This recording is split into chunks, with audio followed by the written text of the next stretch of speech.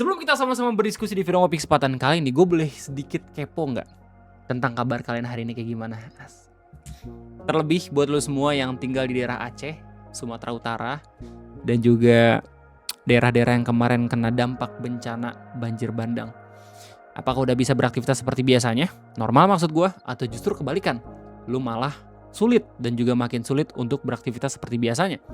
Karena ya mungkin salah satu alasannya secara bantuan ya dari pemerintah masih belum bisa dirasakan secara merata. Karena awalnya gue kira pertanggal 10 Juli 2026 gitu ya, pemerintah itu udah maksimal banget memberikan bantuan hingga pada akhirnya masyarakat Aceh dan juga beberapa masyarakat yang terdampak banjir bandang kemarin itu udah bisa beraktivitas seperti biasanya. Tapi nyatanya gue justru ngeliat berita kayak gini. Ada kisah warga Aceh patungan 1 miliar rupiah untuk memperbaiki jembatan yang terdampak bencana. Lu bayangin, tiba-tiba ada kabar dari warga yang kena dampak bencana, patungan sendiri sampai memperbaiki jembatannya sendiri. Sebenarnya berita ini kagak yang mengkonfirmasi kalau misalnya pemerintah kita nggak ngapa-ngapain ya. Gue yakin pemerintah kita juga bekerja gitu loh. Tapi mungkin secara efisiensi malah dipertanyakan gara-gara adanya berita ini. Terkait detailnya kita bakal bahas bareng-bareng ya apa yang terjadi dan siapa yang menginisiasikan ya. Selamat datang di Ngobrol Personal Indonesia bersama gue, your favorite Uncle Omre. Sebenarnya yang paling menarik adalah melihat bagaimana respon dari kementerian yang bertanggung jawab untuk membangun ulang Aceh dan juga beberapa daerah yang terdampak banjir bandang. Salah satunya respon dari Kementerian Pekerjaan Umum atau PU. Dimana ini berita sebenarnya udah ada di tanggal 6 Juli 2026 dan gue nge-record video ini di tanggal 10 Juli jadi gue udah tahu kabar bagaimana respon Menteri PU atau Pekerja Umum ya, dimana beliau udah mendengar ya informasinya dan berterima kasih ke pihak terkait.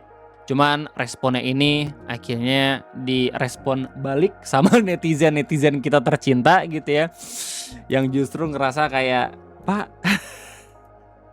gimana ya Pak, ini kan harusnya kan tugas Anda ya, tugas beliau gitu, tapi justru malahan dikerjain lebih cepat gitu sama masyarakat yang harusnya menjadi pihak korban gitu loh.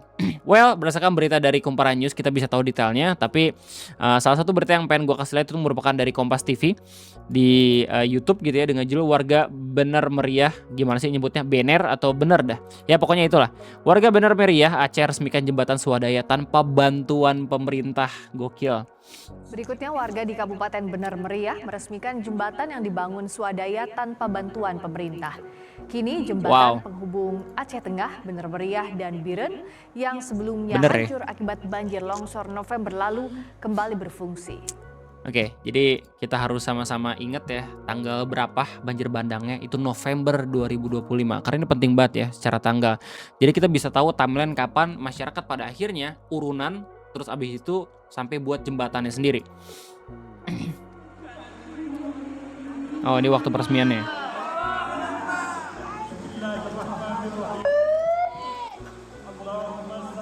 Bahagia dan haru menyelimuti warga. Mereka berbondong-bondong hadir dalam peresmian jembatan Enang-Enang di Kecamatan Pintu Rimegayo, Kabupaten Bener Meriah, Aceh. Pembangunan jembatan dan jalan ini menghabiskan anggaran 500 juta rupiah. Dananya berasal dari sumbangan masyarakat yang terkumpul hingga 1 miliar rupiah. Meski jembatan telah berdiri, inisiator gerakan swadaya ini terus mengajak warga untuk bersama membangun infrastruktur yang belum pulih akibat banjir dan longsor tahun lalu. Oh my god, kok gue mendengar narasi beritanya agak sedikit sedih gitu ya. Asal masyarakat dapat melewati, hati saya sudah senang sekali. Saya bersyukur kepada Allah dengan setinggi-tingginya, dengan sebanyak-banyaknya.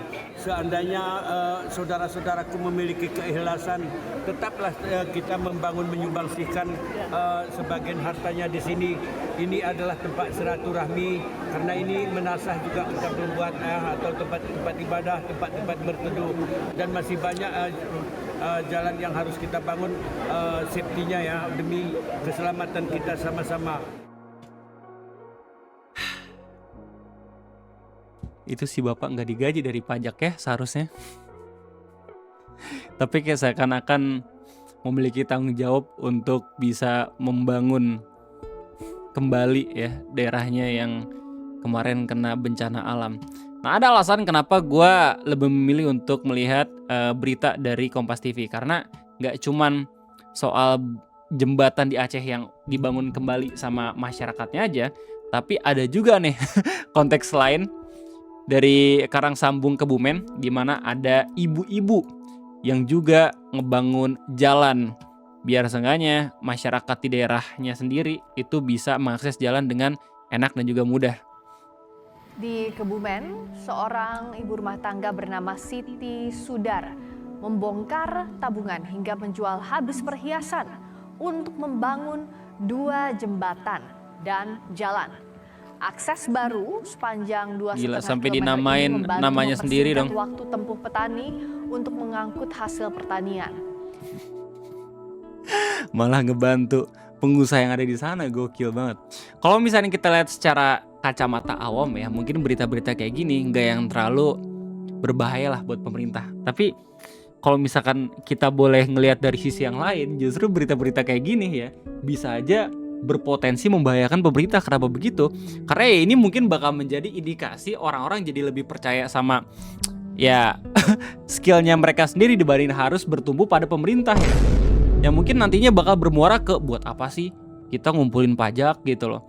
Buat apa sih kita berharap ke pemerintah gitu. Jadi mungkin ini bisa jadi pelajaran yang sangat amat baik ya buat pemerintah setempat gitu, untuk bagaimana caranya bisa bekerja lebih cepat dibandingin inisiatif masyarakatnya sendiri. Meskipun mungkin bakal terbantu juga, jadi pemerintah kagak yang keluar banyak duit gitu ya, tapi balik lagi kalau misalnya yang kita lihat dampaknya ke depan, ini mungkin bakal jadi distrust juga gitu dari masyarakat ke pemerintah ya. Well, kita juga bisa belajar dari berita ini, biar seenggaknya kita sendiri pun itu sebisa mungkin gak yang terlalu berharap lah kepada uang-uang pajak kita yang udah dikumpulkan sebelumnya. Yang lebih menarik lagi adalah kalau misalnya lo baca berita dari Kumparan News terkait detail dari berita warga Aceh yang patungan. Di sini lu bakal tahu kalau misalkan mereka itu membangun jembatan nggak sampai 1 miliar, meskipun pengumpulan dananya sampai 1 miliar. Jembatannya berhasil dibangun hanya dalam 526 juta rupiah aja. Ada sisanya, dan sisanya bakal digunakan untuk memperbaiki jalanan-jalanan yang lain. Luar biasa sekali. Dan tadi kan gue sempat ngasih ke lu semua gitu ya untuk mengingat tanggal bencananya kapan. Itu tuh bulan November 2025 kan. Nah, kalau misalnya lu baca berita ini, lu bakal tahu kapan jembatannya dibangun. Kalau nggak salah tuh dibangunnya di bulan Mei dan selesai di bulan Juli. Cuman butuh waktu 2 bulan. Padahal ya kalau misalnya kita lihat dari timeline banjir bandangnya itu udah ada dari bulan November gitu ya, udah mulai nyurut juga. Terus dari Januari ya ke Mei ternyata jembatannya masih belum dibenerin. Dan akhirnya dibenerin sendiri sama masyarakatnya. God damn. Nah tadi kita udah ngeliat bagaimana usaha dari masyarakat Aceh. Sekarang ya nggak fair rasanya kalau misalnya kita masih belum melihat bagaimana respon ataupun pernyataan resmi dari Kementerian Pekerjaan Umum atau kementerian yang harusnya punya tanggung jawab untuk melakukan itu semua. Dimana di bawah pernyataan Menteri PU mereka udah mengucapkan terima kasih kepada warga yang berinisiatif melakukan hal tersebut. Ya, meskipun pernyataannya nggak yang salah-salah banget, tapi tetap saja ini menjadi bahan julid bagi orang-orang di internet. Karena terkesan lebih lambat penanganannya dibandingin inisiatif masyarakat Acehnya sendiri yang sampai harus turun tangan. Lo udah bisa lihat bagaimana respon orang-orang ya di Instagram, di Threads. Kalau di Instagram sendiri itu gue ngambil dari post yang Lambe Turah. Ya lu tinggal cek di kolom komentarnya kayak gimana.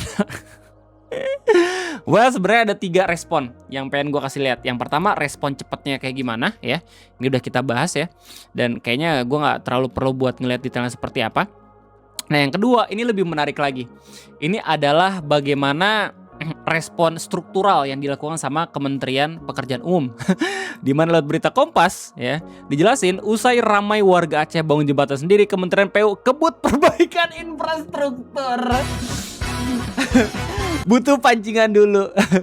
Misalnya berita ini dijelasin penanganan infrastruktur pasca bencana di Aceh kembali menjadi sorotan usai viral warga Aceh Patungan untuk membangun jembatan Enang-Enang di Kecamatan Pintu Rime Gayo, Kabupaten Bener Meriah, Aceh. Bertepatan dengan kabar tersebut, Kementerian Pekerjaan Umum PU mengatakan tengah mempercepat penanganan permanen sejumlah jembatan dan ruas jalan nasional di Provinsi Aceh yang terdampak bencana. Ya Allah, bener-bener butuh inisiatif dulu. Well, thanks to Pak Syarial Abadi ya. Jadi secara tidak langsung berkat empatinya beliau ya, yang pada akhirnya bisa membangun jalan, ini bisa menggerakkan seluruh kinerja satu kementerian negara kita gitu untuk bisa bekerja lebih cepat lagi. Jadi yang pada akhirnya merasakan dampak baik itu masyarakat Acehnya juga, atau masyarakat yang kena dampak banjir bandang kemarin, subhanallah. Upaya tersebut dilakukan untuk memulihkan konektivitas wilayah agar mobilitas masyarakat dan distribusi logistik kembali berjalan lancar sekaligus mendukung pertumbuhan ekonomi daerah. Gue kira sebelum adanya berita urunan itu udah berjalan lancar. Ternyata belum. Menteri PU Dodi Hanggodo mengatakan pemerintah berkomitmen menjaga kemantapan dan konektivitas jalan nasional di Aceh, termasuk di ruas yang terdampak bencana maupun membutuhkan penanganan darurat. Perbaikan dilakukan agar jembatan kembali aman dilalui sehingga konektivitas masyarakat dan distribusi logistik tetap terjaga. Ada progres perbaikan 3 jembatan. Penanganan permanen dilakukan melalui Balai Pelaksana Jalan Nasional atau BPJN Aceh. Salah satu proyek yang mencatat progres tertinggi ialah pembangunan kembali jembatan Lawe Mengkudu 1 di Kabupaten Aceh Tenggara yang menghubungkan wilayah tersebut dengan Gayo Lues. Hingga awal Juli 2026, progres pembangunan jembatan itu mencapai 23,72%. Jembatan lama yang rusak akibat bencana dibongkar dan diganti dengan konstruksi baru. Sementara itu, pembangunan permanen jembatan Lumut di Kabupaten Aceh Tengah telah mencapai progres fisik 73%. Pekerjaan saat ini difokuskan pada penyelesaian pasangan batu di sisi kiri dan kanan jalan pendekat jembatan untuk meningkatkan stabilitas konstruksi sekaligus melindungi badan jalan dari potensi kerusakan. Di Kabupaten Aceh Utara, penanganan pasca bencana jembatan Ule Langa juga terus bertambah. Hingga 1 Juli 2026, progres fisik proyek mencapai 72,79%. Pekerjaan yang masih berlangsung meliputi proses curing beton dan fabrikasi besi plat injak sebagai bagian dari tahapan menyelesaikan konstruksi. Ada juga ya beberapa berita-berita lain kayak penanganan jalan nasional lah, warga Aceh Patungan. Ini udah kita bahas sebelumnya. Ya, jadi intinya di berita ini ya kita jadi bisa tahu kalau misalkan Kementerian PU pun kerja ya. Cuman pada akhirnya jadi semakin cepat lagi kerja setelah ada inisiatif dari warga Aceh yang patungan. Jadi begitulah kira-kira ya respon dari Kementerian PU lewat Menteri PU-nya sendiri. Oh ya, berita terakhir ini terkait bagaimana jembatannya sendiri. Jembatan yang dibangun sama warga Aceh ya yang 520-an juta itu. Dimana setelah Menteri PU datang sendiri ke sana ya, beliau akhirnya mutusin untuk tetap ngebuat jembatan ini permanen. Tapi katanya lewat kebijakan Kementerian PU bakal ada jembatan lain yang lebih kokoh dan besar agar bisa lebih cepat lagi mengakses ke beberapa daerah. Jadi nggak cuman lewat sini doang kayak gitu. Nah kalau misalnya lu baca detail beritanya ada minusnya juga. Minusnya adalah mungkin kita masih belum tahu nih kapan pembangunan itu dimulai. Anyway, kalau misalnya ngomongin soal Kementerian PU, ini juga lagi rame gitu ya. Menteri PU yang ada surat memperlihatkan nama anak dan juga keluarganya gitu ya untuk pergi ke luar negeri. Cuma pada akhirnya kalau misalnya lihat dari berita terbaru ya justru malah dicari whistleblowernya siapa yang ngebocorin suratnya sendiri. Dimana ini menurut gue menarik banget karena alih-alih kita bisa melihat bagaimana pemerintah kita ngasih sanksi kepada menteri terkait gitu ya agar tidak melakukan itu, justru banyak banget berita yang ngabarin kalau misalnya whistleblowernya itu dalam bahaya gara-gara lagi dicari sama pemerintahnya. Dan ada satu video yang menarik banget untuk bisa menjelaskan itu semua gitu ya. Ini merupakan komentar dari Bang Hendy Pratama lewat Instagramnya terkait fenomena justru yang dicari adalah whistleblowernya. Salah satu kementerian yang suratnya bocor, kemudian ketahuan bahwa menterinya ngajak istri dan anak untuk ke Amerika. Emang tugas resmi sih, cuman orang-orang menduga karena ngajak anak istri mungkin nonton Piala Dunia sekalian. Nah, alih-alih mengevaluasi dirinya, alih-alih klarifikasi tentang bagaimana cara memperbaiki keadaan ini, malah yang dicari adalah siapa yang membocorkan surat itu. Makanya konsep whistleblower di Indonesia itu nggak bakalan work. Anda ingin melaporkan kejahatan seseorang di dalam kantor, itu bisa jadi yang dihukum itu malah Anda sendiri. Jadi misalnya nih, Anda punya bukti sesuatu atas kejahatan seseorang di kantor Anda atau atasan Anda. Mungkin saat ini lebih baik diam. Karena kemungkinan besar kita duga ya, nanti kita tebak ya outputnya ya. Kayaknya Pak Menteri nggak bakal dapat hukuman apa-apa. Istrinya juga enggak, atau anaknya juga enggak. Tapi kemungkinan yang kena malah yang whistleblower ini. Karena kelihatan di berita ya, kalau ketemu siapa yang bocorin akan disanksi. Gitu sudut pandangnya. Jadi nggak ada whistleblower, cuman ada whistle, ya kan, kemudian blow. Nggak blower, blow aja. Oke. Ada Ironis banget ya. Beritanya ada by the way. Nih, salah satunya dari Poros Jakarta. Selanjutnya Kementerian PU ancam sanksi pembocor surat dinas menteri, warganet ramai bela whistleblower. Alele mungkin yang ngerasa paniknya itu menteri sendiri, tapi justru sekarang malahan yang ngebocorin. Goks. Ini sama banget ya. Konteksnya kayak ketika lagi MBG terus banyak banget siswi ya, ataupun orang tua yang ngebocorin menunya apa gitu, ini layak buat dimakan atau kagak gitu. Terus alih-alih mereka mendapatkan apresiasi, justru malahan mereka mendapatkan sanksi, sanksi sosial, entah itu dikucilkan di sekolahnya lah, sama gurunya lah, bahkan sampai dikucilkan ke forum-forum RT gitu loh. Udah banyak banget kan, lu pasti pernah ngeliat sekali 2 kali lah yang kayak gitu. Dan ini pun gak terlalu beda jauh juga sama momen ketika ada temen lu yang lebih berisik dibanding lu pribadi gitu loh. Ada berita-berita yang secara sensitif mungkin bakal ngefek ke mayoritas orang gitu, tapi pada nggak ngeh ya, cuman ada beberapa pihak-pihak tertentu doang, termasuk temen lu yang punya empati tinggi gitu untuk bersuara, tapi lama-kelamaan suaranya hilang karena temen lu juga bakal hilang. Ya, ini pun sama kan ketika demonstrasi ya, lu mungkin nggak tahu kalau misalkan ada beberapa ratus orang yang pada akhirnya jadi tahanan politik karena ya ada beberapa yang katanya salah tangkep gitu, tapi udah sempat ditahan juga dalam beberapa bulan, kan sedih gitu, iya nggak sih? Jadi ya mau sampai kapan? Mungkin emang pada dasarnya di Indonesia nggak cocok sistem whistleblower.